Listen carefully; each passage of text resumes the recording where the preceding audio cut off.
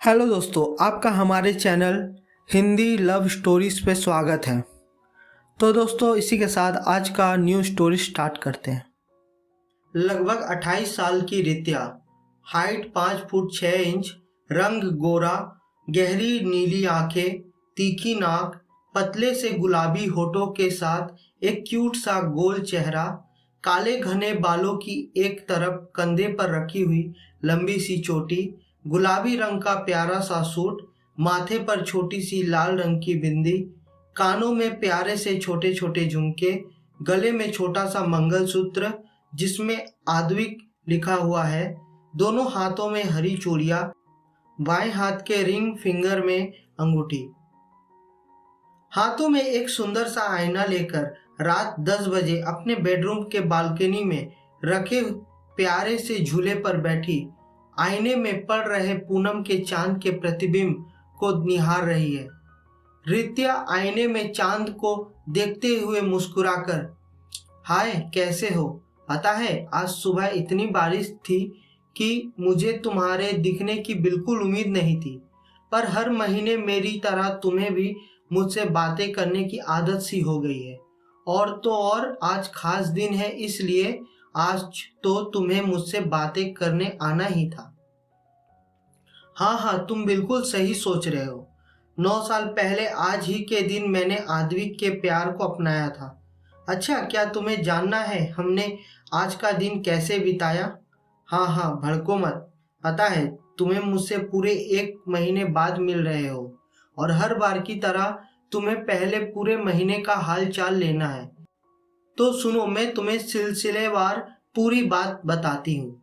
ये महीना भी हर महीने जैसा ही था, वही हफ्ते के 5 दिन काम करना और बचे हुए 2 दिन परिवार के साथ समय बिताना। पर तुम्हें पता है पिछले महीने 2 अच्छी चीजें हुई।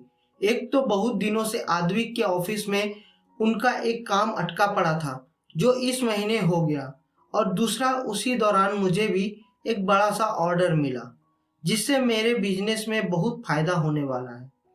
इस वजह से हम दोनों ही बहुत खुश हैं। अब ध्यान से सुनना कि मेरा आज का दिन कैसा था। थोड़ा सा चिढ़कर, हंसो मत। आज का दिन ही इतना अच्छा था कि पिछले महीने की सारी बातें विस्तार से बताकर समय गंवाने का मन नहीं कर रहा। वैसे भी तुम्हें जितना बताया उतना काफी है। उसके अलावा पिछला महीना इतना कुछ खास नहीं था। अब आज की कहानी सुनो। हम दोनों का ही काम पर जाना जरूरी था, इसलिए आज हम ऑफिस गए थे। पर काम खत्म करके जैसे ही मैं अपने ऑफिस से बाहर निकली तो क्या देखती हूँ कि मेरे ऑफिस के गेट के सामने हमारी कार खड़ी थी और आद्विक बड़े ही स्टाइल से कार के टिक कर खड़े गेट की तरफ ही देख रहे थे। जैसे ही मेरी नज़र उन पर पड़ी, मैं आश्चर्य से ठिठक गई। आद्विक हाइट 5 फुट 10 इंच, रंग गोरा, आंखें भूरी, लंबी नाक, सलीके से सेट की हुई दाढ़ी, काले घुंघराले बाल, गठीले बॉडी के साथ एक आकर्षक व्यक्तित्व के मालिक। जैसे ही उनकी नज़र मुझ पर पड़ी, उनके चेहरे पर एक प्यारी सी मुस्कुराहट आ गई और उन्होंने मेरे पास आकर मेरा हाथ थाम लिया। मुझे कार के पास ले जाकर हमेशा की तरह मेरे लिए कार का दरवाज़ा खोला। मेरे बैठने पर दरवाज़ा बंद करके खुद भी ड्राइविंग सीट पर आकर बैठ गए और बड़े ही प्यार से मेरे तरफ देखते हुए पहले मेरी सीट बेल्ट बांधी और सुबह से भी ज़्यादा सुंदर लग रही हो कहते हुए मेरा माथा चूम लिया। फिर अपनी सीट बेल्ट बांधकर गाड़ी चालू की। मेरे कहाँ जा रहे हैं पूछने पर मुस्कुराकर वेट एंड वॉच कहकर मुझसे आज का दिन कैसा था पूछने लगे और हम दोनों ही एक दूसरे से बातें करने लगे। पता है आज तो मेरी नज़र उनसे हट ही नहीं रही थी।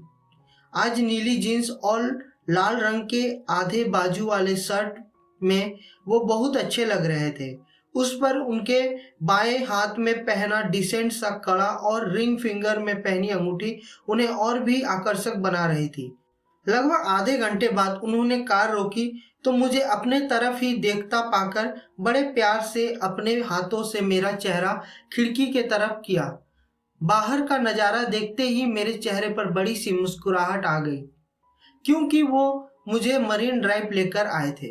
उन्होंने मेरे तरफ आकर मेरा हाथ थाम कर मुझे कार से उतारा और हम दोनों वहां के पत्थरों पर जाकर बैठ गए।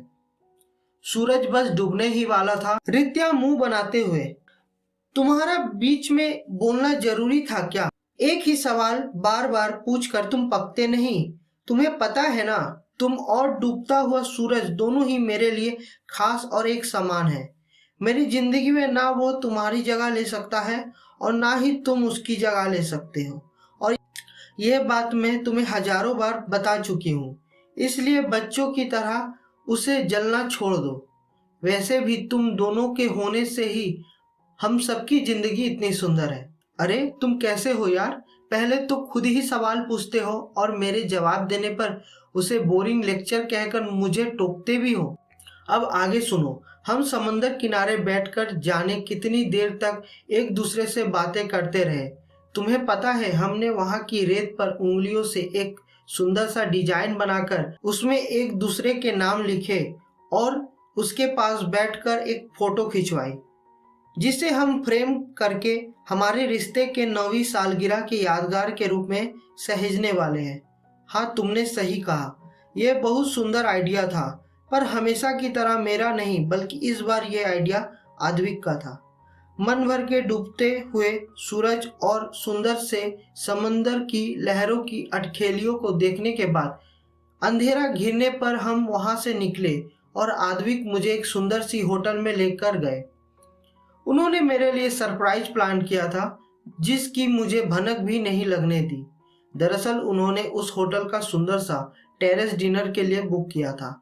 होटल में अंदर जाते ही उन्होंने बड़े प्यार से मेरा हाथ पकड़ा और मुझे सीधे होटल के आखिरी माले पर ले गए। पता है, जैसे ही मैं लिफ्ट से बाहर निकली तो डर गई, क्योंकि वहां गुप्त अंधेरा था।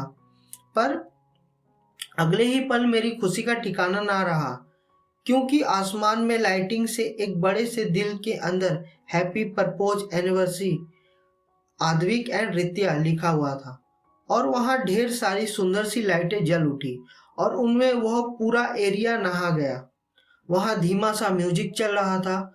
उस टेरेस को बहुत ही सुंदर तरीके से सजाया हुआ था, जिसके चारों तरफ सुंदर से गुलाबी और नीले रंग के पर्दे लगे हुए थे, जिन पर रंग बिरंगी लाइटिंग और बलून्स लगाए हुए थे। टेरेस पर लाल रंग का कारपेट बिछा हुआ था, जिस पर जगह जगह ढेर सारे रंग बिरंगी दिल के आकार के बलून्स बिखरे हुए थे।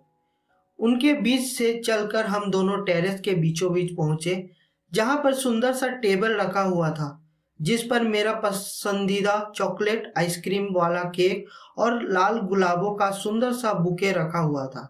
केक पर साथ साथ लिखे हुए हम दोनों के नामों पर नजर पड़ते ही मैं बहुत ही ज्यादा खुश हुई। मेरी खुशी को देखते हुए आद्विक ने मेरे लिए अपनी बाहें खोली और अगले ही पल मैं उनके सीने से लग गई। थोड़ी देर बाद हम दोनों ने उस केक को काटा और एक दूसरे को खिलाया। केक कटिंग के बाद हम दोनों ने एक दूसरे को गिफ्ट दिए। मैंने उन्हें सोने का ब्रेसलेट और उन्होंने मुझे सुंदर से सोने के झुमके दिए थे। उनके कहने पर मैंने अपना लाया हुआ ब्रेसलेट उनके हाथों में पहनाया और जब वो झुमके पहनाने के लिए मेरे करीब आए और मेरे पुराने झुमके उतार कर मुझे नए झुमके पहनाने लगे, उस समय मैं खुद को इस दुनिया की सबसे लकी लड़की समझ रही थी। मैंने तो उनके लिए सिर्फ गिफ्ट लाया था, पर उन्होंने मेरे लिए इतना बड़ा सरप्राइज प्लान किया था, जिससे मैं बहुत खुश थी।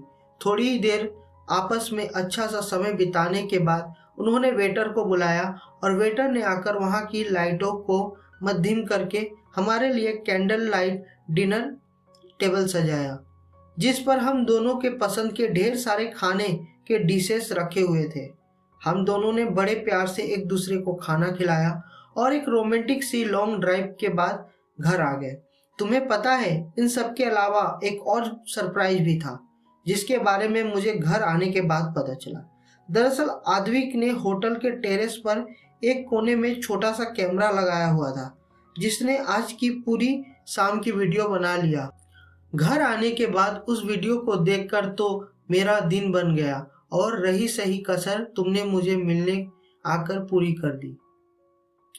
रित्या मुस्कुराते हुए, सच में मैं इस दुनिया में आद्विक और तुमसे सबसे ज़्यादा प्यार करती हूँ। हुए ना तुम भी खुश मेरे आज के पूरे दिन के बारे में सुनकर? अरे हाँ, मैं तुम्हें हमारी लव स्टोरी सुनाऊंगी, पर मैंने तुम्हें बताया था ना कि हमारी स्टोरी बहुत बड़ी है, एक रात में पूरी नहीं होगी। वैसे ही ठीक है, अब तुम जाने कितने ही दिनों से पीछे लगे हुए हो, तो मैं तुम्हें अगले महीने से थोड़ी थोड़ी कहानी सुनाना शुरू कर दूंगी। अब खुश? ठीक है, चलो मैं सोने जाती हूँ। मेरे आद्विक मेरा इंतजार कर रहे होंगे। Good night. कहते हुए रित्या आईना को चूमकर सीने से लगा लेती है और मुस्कुराते हुए आसमान के चांद को नजर भर देखकर बेडरूम में चली जाती है और कब से इंतजार कर रहे अपने आद्विक के बाहों में सिमट जाती है। दोस्तों, अगर आपको हमारा वीडियो अच्छा लगा तो वीडियो को लाइक और चैनल को सब्सक्राइब जरूर से कर दें। तब तक के लिए कीप वॉचिंग।